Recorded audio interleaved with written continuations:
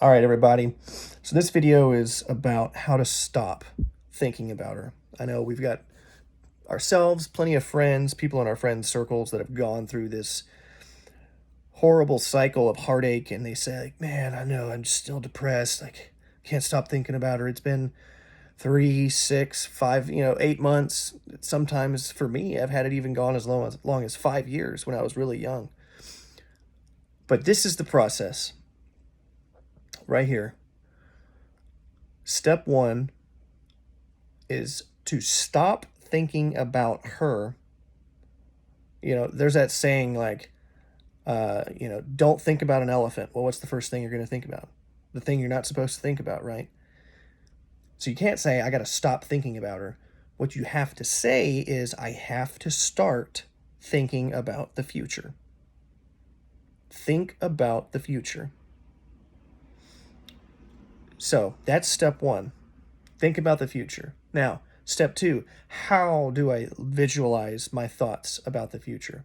This can really help with getting over the emotional heartache because you can actually remember some of the best highlights of the relationship and connect that to the next relationship you're going to be in the future.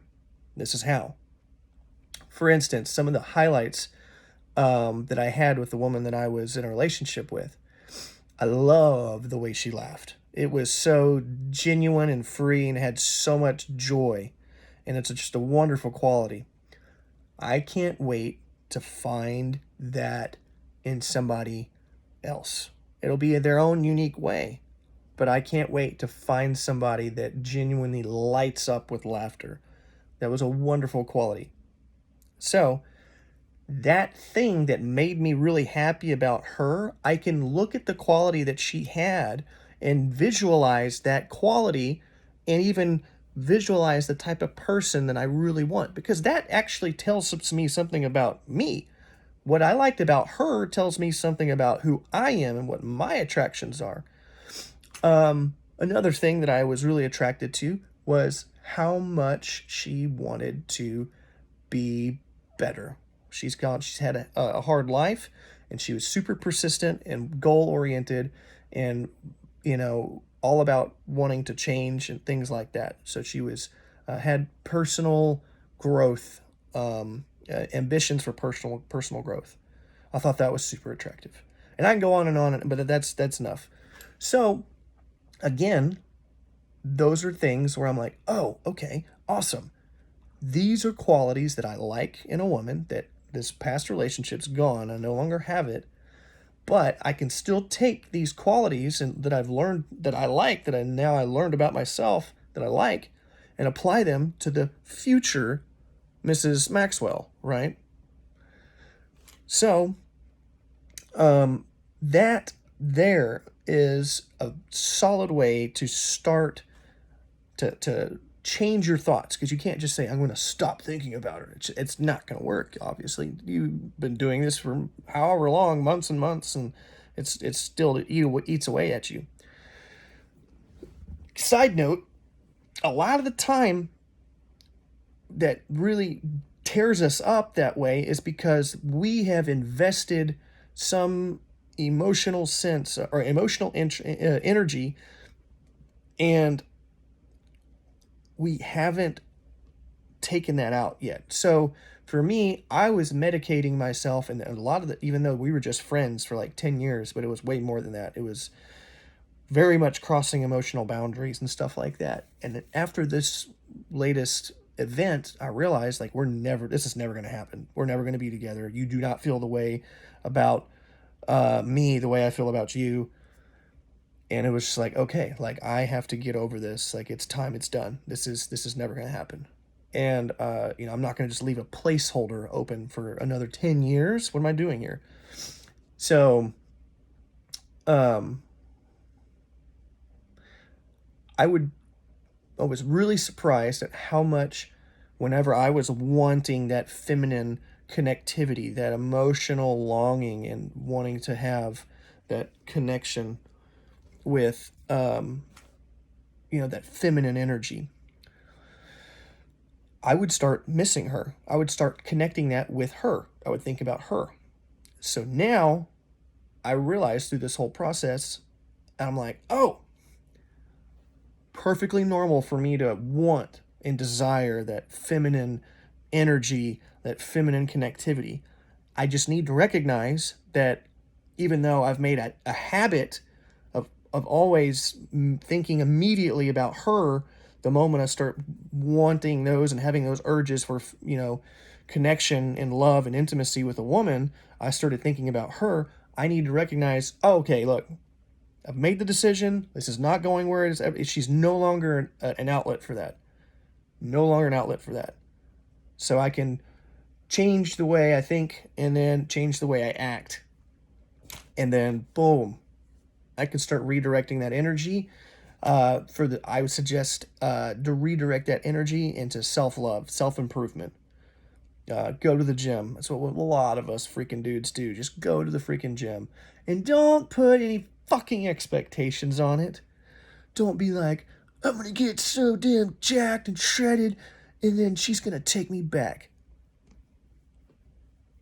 Don't put any expectations. I'm going to get so freaking jacked and shredded that she's going to be jealous because of the next girlfriend.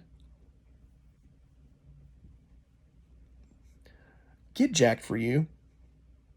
Get financially set for you. Don't get financially set so you'll get a woman. Don't get jacked in the gym for a woman. Do it for you. That's it. You should never do it for anyone else. Ever. Ever. Unless it's like for your family. Okay? But if you put expectations on your goals, and this is like a whole different video now, but I'm going to bring it back. But yeah, don't do that. Terrible idea. It'll never last. You'll spend months and months and months angry and depressed, and you'll burn out because you're not getting the results, because there's never any amount of freaking bicep curls or bench pressing or squats or stocks you could be trading or whatever it is that you're doing to improve your life. None of those things control whether or not you get a woman. Like almost zero. Because if you're sitting there doing it because like, I gotta make these trades so I get a girl, or I gotta get jacked so I can get a girl, you're a fucking idiot. Don't do that. You're not doing that properly. Do it only for you. And guess what? When you fall in love with whatever, maybe it's woodworking, maybe you want to be try some carpentry, try some gardening, do something like that.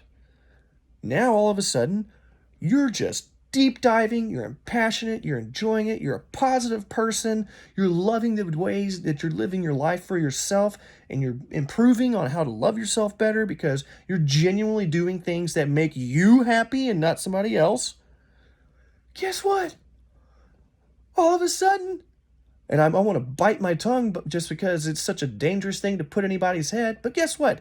When you're hitting your stride in those things, you're going to be shining like a freaking knight in shining armor.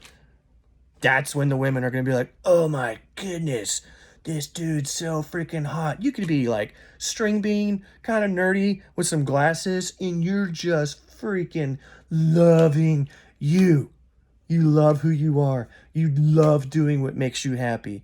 You know exactly the kind of person you are. And you execute, and you do all those things. Guess what? Who's going to be more attractive? A guy who is subconsciously or consciously going to the gym so he can get chicks? All of those girls that you're going to pick up are trash. Or the guy that is doing whatever it is that he loves genuinely and enjoys doing it because it makes him, it's a method to self-love. That's going to be the most attractive dude to the woman. And it doesn't even matter what the hobby is. There you go. I didn't bring it back. I totally made another video inside of this one. So now you get 2 videos for the price of 1. So now you know how to get over that and how to start thinking about the future. And then when you start making choices to change the future, do not put expectations. No expectations. Do everything for yourself. Make yourself happy. Make yourself feel loved. When you want those longing emotions, it's a season, brother. You'll be out of it soon, but make this season a time to where you fulfill the need and the longings in your own heart to make yourself feel loved the way you want a woman to love you. Bam! Fucking let's go.